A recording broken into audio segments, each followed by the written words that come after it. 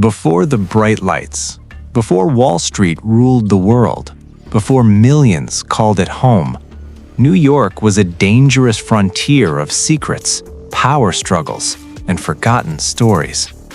A city built on trade deals, betrayal, ambition, and survival. This is not the New York you see in postcards. This is the hidden history of how a swampy island became the most powerful city on Earth. Long before the skyline, Manhattan was wilderness. Dense forests, rivers filled with fish, marshlands buzzing with life. And the true first New Yorkers? The Lenape people. For thousands of years, they thrived here, hunting, farming, trading, and building a rich culture deeply connected to the land. To them, Manhattan wasn't property. It wasn't something you could own. It was shared, sacred, alive. Then, everything changed. In 1626, a transaction took place that would become one of the most famous land deals in history. Dutch settlers purchased Manhattan from the Lenape. The price? Goods worth about $24. But here's the hidden truth. The Lenape likely didn't believe they were selling the land at all. To Europeans, land was property. To the Lenape, land was a shared resource. Two worlds, two beliefs, one misunderstanding. And that misunderstanding reshaped global history.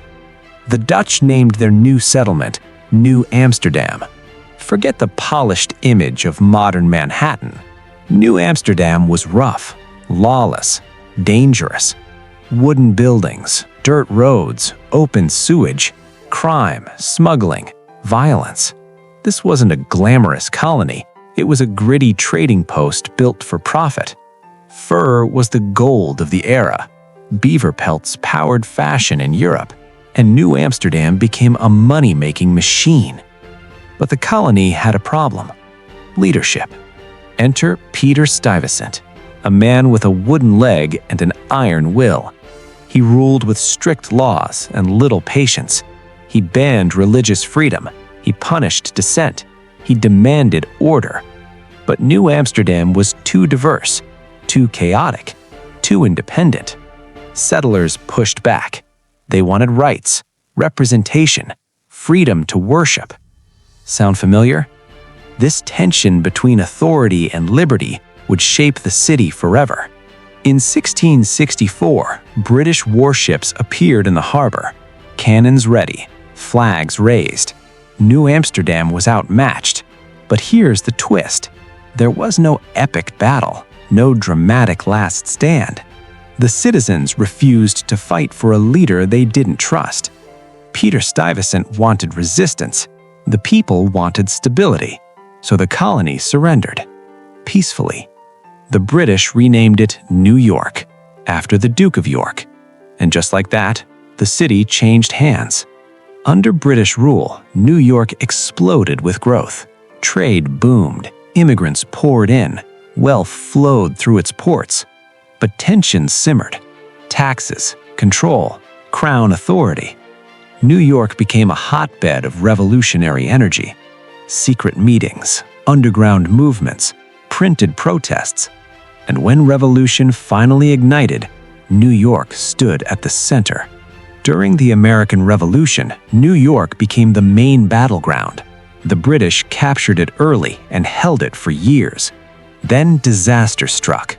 A massive fire tore through the city. Hundreds of buildings gone, homes destroyed, chaos everywhere. To this day, historians debate. Accident? Sabotage? Wartime strategy? The truth remains one New York's great unsolved mysteries. After independence, New York reached a historic milestone. It became the first capital of the United States. Yes, before Washington, D.C. The new nation began here. George Washington took the oath of office here. The foundations of American government were laid here. For a brief moment, New York wasn't just a city. It was the center of a new experiment in freedom. Then came the 1800s. Ships arrived daily. Irish fleeing famine, Germans escaping unrest, Italians seeking opportunity, Jewish families searching for safety. Millions passed through New York Harbor, each carrying dreams, fears, hope. Neighborhoods transformed overnight, languages mixed, cultures blended, traditions fused. New York became a living mosaic of the world. But opportunity came with struggle, overcrowding, poverty, exploitation. Behind the promise, harsh realities. As industry surged, fortunes exploded. Railroads, steel, finance, shipping. New York became the economic engine of America. Towering buildings replaced wooden homes. Streets buzzed with ambition. The powerful shaped the skyline and the future. But power attracts shadows, corruption, political machines, backroom deals. The battle for control of New York was fierce and often hidden. Fire, financial crashes, riots, terror attacks. Again and again, New York faced devastation, and every time, it rebuilt stronger, bigger, bolder. This city doesn't just survive history, it reinvents it. That resilience became its identity. New York wasn't destined for greatness. It wasn't planned to rule finance, culture, and media. It grew through conflict, through immigration, through risk, through constant change. A city shaped by outsiders, dreamers, rebels, builders. Its true power, reinvention. So the next time you see the skyline, remember what lies beneath. The forests that once stood there, the misunderstood land deal, the silent surrender, the fires, the struggles, the comebacks. New York isn't just a city, it's layers of hidden history still shaping the world today. And many of its stories are still waiting to be uncovered.